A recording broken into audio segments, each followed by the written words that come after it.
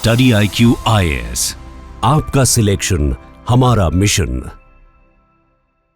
नमस्कार साथियों and welcome to the study IQ। आज हम एक इकोनॉमिक डेवलपमेंट के बारे में बात करने वाले हैं जिसे रिसेंटली हमारे इंडिया के चीफ इकोनॉमिक एडवाइजर वी अनंत नागेश्वरन ने हाईलाइट किया था। और उनका ये जो स्टेटमेंट था ये इंडिया के IPO मार्केट के बारे में था, जिसमें उन्होंने कुछ रेड फ्लैग्स आइडेंटिफाई किए हैं। बट इससे पहले कि हम इस डिस्कशन में आगे बढ़ें, मैं ये चीज़ क्लियर कर देना चाहता हूँ कि ये कोई इन्वेस्टमेंट एडवाइस नहीं, रादर ये सिर्फ एक एजुकेशनल वीडियो है जो आपको हमारे चीफ इकोनॉमिक एडवाइज़र की स्टेटमेंट को समझने में हेल्प करेगा। अब इमेजिन कीजिए कि आप बहुत मेहनत से जॉब करते हैं, बिजनेस करते हैं और उससे कमाए हुए कुछ पैसे को आप सोचते हैं कि क्यों ना स्टॉक मार्केट में इन्वेस्ट किया जाए। जब आप इस पैसे को स्टॉक मार्केट में इन्वेस्ट करने के लिए जाते हैं, वहाँ पर आपको एक IPO दिखता है। उस IPO में आप पैसा डाल भी देते हैं, लेकिन ये चीज़ आपको भी नहीं पता होती है कि उस IPO के जो की इन्वेस्टर्स हैं, जो प्रमोटर्स हैं, उन्होंने आपके IPO को कंपनी के अंदर फंड लाने का एक मैकेनिज्म ना समझ के खुद का एग्जिट प्लान करने का एक मैकेनिज्म बनाया है।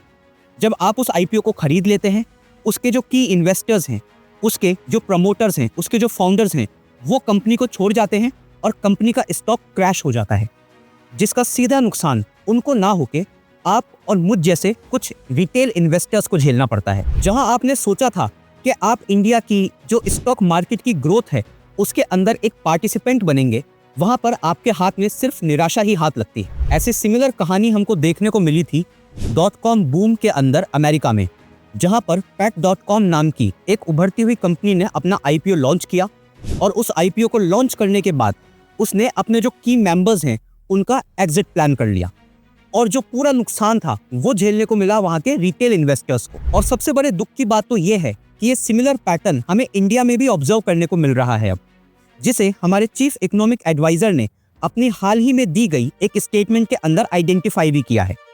उन्होंने कहा that IPOs are becoming an exit vehicle for few companies, जहां पर कंपनीज जो फ्रेश इशू होता है उसे कम करके ऑफर फॉर सेल को ज्यादा बढ़ा देती हैं, जिससे उनके जो की इन्वेस्टर्स होते हैं या इनिशियल इन्वेस्टर्स होते हैं उनका पैसा सिक्योर हो जाता है, लेकिन जो रिटेल इन्वेस्टर्स हैं, जो IPO खरीद कर आने वाले लोग हैं, उनका नुकसान हो जाता है। इन शॉर्ट, जो कंपनी के इन्वेस्टर्स हैं या जो कंपनी के मालिक हैं वो कंपनी बेचकर चले जाते हैं और आप और मुझ जैसे रिटेल इन्वेस्टर्स का सारा पैसा डूब जाता है। इसका एक क्लासिक एग्जाम्पल हमको अभी एक रिसेंट के IPO में देखने को मिलता है, जिसका नाम है लेंसकार्ट, जिसने सिर्फ 29.5% फ्रेश इशू जनरेट किया और 70% से ज़्यादा उसने अपने प्रमोटर्स के जो शेयर हैं उनको बेच के ऑफर फॉर सेल निकाला। जिससे हुआ क्या है कि जो कंपनी की ग्रोथ में लगने वाला पैसा है वो तो हुआ है कम, और जो कंपनी के पहले से शेयर होल्डर्स हैं वो सब अपना पैसा सिक्योर करके कंपनी से बाहर निकलने की फिराक में है। हमारे चीफ इकोनॉमिक एडवाइजर ने इसे एक अच्छे तरीके से हाईलाइट किया है कि जो भी IPOs हैं जिनमें ऑफर फॉर सेल कंपोनेंट ज्यादा है, उनका सीधा मकसद कंपनी के अंदर ग्रोथ में पैसा लगाना नहीं, बल्कि अपने पुराने शेयर होल्डर्स को एक एग्जिट देना है। अब ये ऑफर फॉर सेल कंपोनेंट का किसी भी स्टॉक या IPO के अंदर ज्यादा होना एक बड़ा इशू क्यों है, इसे समझने के लिए हमको कुछ टर्म समझनी पड़ेगी, जैसे IPO, ऑफर फॉर सेल और फ्रेश इशू कंपोनेंट। मान लीजिए कि आपने एक कंपनी स्टार्ट की है ABC एंटरप्राइजेस, जिसके आपके पास 100% शेयर हैं। अब आपको एक नई फैक्ट्री खोलनी है। उस फैक्ट्री खोलने के लिए आपने उसका 20% हिस्सा जो है वो किसी इन्वेस्टर को बेचा। फॉर एग्जाम्पल हम यहाँ पर ले लेते हैं टाटा कैपिटल। जब टाटा कैपिटल को आपने वो 20% हिस्सा बेचा तो टाटा कैपिटल्स आपका इनिशियल इन्वेस्टर हो गया और आप हो गए प्रमोटर। अब अगर आपको अपनी कंपनी का एक्सपेंशन और करना है, मतलब आपको कोई और भी नई फैक्ट्रीज खोलनी है, उसके लिए आपको और पैसे की जरूरत पड़ी। उस पैसे की जरूरत को पूरा करने के लिए आप IPO लेकर आए, मतलब इनिशियल पब्लिक ऑफरिंग, जिसमें आपने अपने जो कंपनी की हिस्सेदारी है उसको कुछ लोगों को ऑफर किया जो कि आम जनता थी, जिनसे पैसा आपने लेकर अपनी कंपनी की ग्रोथ में लगाया। लेकिन यहाँ पर IPO के 2 कंपोनेंट्स को समझना भी बहुत जरूरी है, जिसमें से पहला है फ्रेश इशू कंपोनेंट। इसको सीधा सा ऐसे आप समझ सकते हैं कि जो आपकी कंपनी के शेयर थे ABC एंटरप्राइजेस के, उसके अगर मानिए 100 शेयर थे तो उन 100 शेयर्स को आपने 120 बनाया और जो बाकी के 20 शेयर थे उनको आपने पब्लिक के अंदर बांट दिया। इस फ्रेश इशू कंपोनेंट से आया हुआ जो भी पैसा होगा वो सीधे कंपनी की ग्रोथ के अंदर लगेगा, मतलब कंपनी उससे या तो नई फैक्ट्री बनाएगी या फिर अपने पुराने उधार चुकता करेगी, या फिर उसे रिसर्च एंड डेवलपमेंट के अंदर भी लगा सकती है। वहीं पर ही दूसरा कंपोनेंट है ऑफर फॉर सेल। इसमें क्या होता है कि जो आपकी एबीसी एंटरप्राइजेस थी, उसके अगर आपके पास शुरू में हमने देखा कि 80% शेयर हैं, उस 80% शेयर को ही आपने लोगों को बेच दिया और उससे मिला जो भी पैसा था वो कंपनी की ग्रोथ में, उसके उधार को चुकाने में नहीं, बल्कि सीधे आपकी पॉकेट में आ गया। यानी ऑफर फॉर सेल कंपोनेंट अगर किसी शेयर के अंदर ज्यादा हो तो वो पूरे आईपीओ के मकसद को ही फेल कर देता है, क्योंकि जो पैसा कंपनी की ग्रोथ के अंदर लगना चाहिए था वो सीधे चला जाता है किसी प्रमोटर की या इन्वेस्टर की जेब के अंदर। इससे हमें सीखने को ये मिलता है कि कोई भी ऐसा आईपीओ है जिसमें ऑफर फॉर सेल कंपोनेंट ज्यादा है, मतलब उस कंपनी को पैसे की जरूरत कम है। दूसरी चीज, उसके जो प्रमोटर्स हैं वो अपना पैसा सिक्योर करके वहां से भागना चाहते हैं, और यहाँ पर जो पूरा रिस्क हो जाएगा वो किस पर आ जाएगा? हमारे रिटेल इन्वेस्टर्स पे, यानी आप और मुझ जैसे आम लोगों पर। और लेंसकार्ट के अलावा ऐसा सिमिलर पैटर्न हमको जोमैटो, पेटीएम और मामा अर्थ के अंदर भी देखने को मिला है, जहां पर ऑफर फॉर सेल कंपोनेंट 50% या उसके आसपास था। जिससे हुआ क्या कि जब इन शेयर्स को स्टॉक मार्केट के ऊपर लिस्ट किया गया तो इनकी प्राइस के अंदर हमको डिक्लाइन देखने को मिला। और इंडिया जैसा देश जहां पर आज भी स्टॉक मार्केट को एक जुआ या गैम्बल की तरह देखा जाता है, वहां पर इस तरीके से किसी आईपीओ का आना, उसमें ऑफर फॉर सेल कंपोनेंट का ज्यादा होना और लिस्टिंग के बाद उसका पिट जाना, कहीं ना कहीं लोगों का जो ट्रस्ट है स्टॉक मार्केट के ऊपर उसे भी इरोड करता है। जिससे जो जेन्युइन कंपनीज होती हैं, जिनको आईपीओ के थ्रू लोगों का पैसा चाहिए और ग्रोथ करनी है, उनके लिए भी पैसा आईपीओ के थ्रू लाना बहुत मुश्किल हो जाता है। इस वीडियो का मकसद सिर्फ आपको आईपीओ या स्टॉक मार्केट से डराना नहीं, बल्कि जो एक्सप्लॉयटेटिव आईपीओ मार्केट चल रहा है अभी इंडिया के अंदर, जिसे हमारे चीफ इकोनॉमिक एडवाइजर ने भी हाईलाइट किया है, उसके बारे में अवेयर करना है।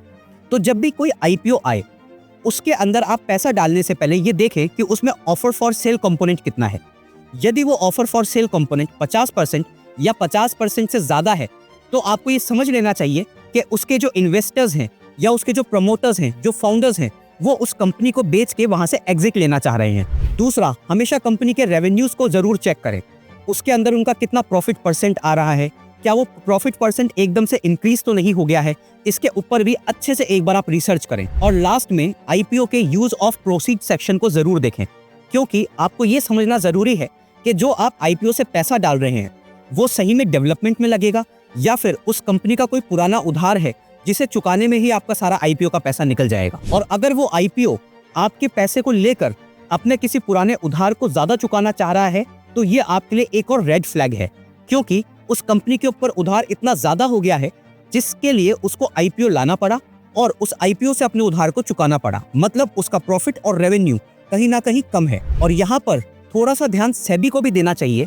कि जो भी इस तरीके के आईपीओस आ रहे हैं उनमें ऑफर ऑफ सेल कंपोनेंट थोड़ा सा कंट्रोल्ड रहे और जो रिटेल इन्वेस्टर्स हैं उनके हितों की रक्षा हो। At the end of the day साथियों, हमको ये भी समझना पड़ेगा कि जो आईपीओ है वो कोई बुरा कॉन्सेप्ट नहीं है, क्योंकि आईपीओ ने आज तक बहुत सारी ऐसी छोटी छोटी कंपनीज को मदद किया है पैसा लेने में और अपनी ग्रोथ स्टोरी को शुरू से स्टार्ट करने के लिए। और हमारे लिए अच्छी बात यह है कि इंडिया का जो स्टॉक मार्केट है वो अभी एक स्ट्रॉन्ग पोजीशन पर है।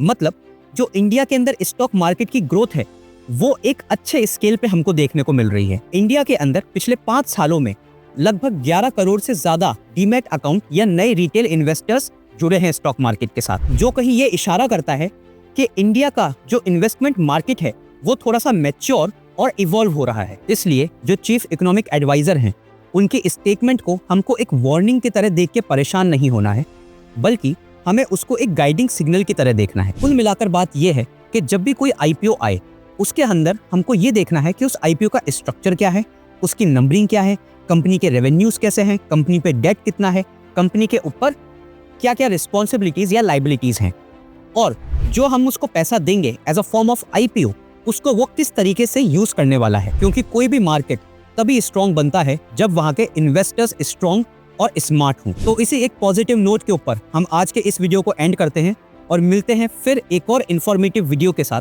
टिल देन जुड़े रहिए UPSC prep bye study IQ के साथ। धन्यवाद और सीखते रहिए। स्टडी IQ IAS, आपका सिलेक्शन हमारा मिशन।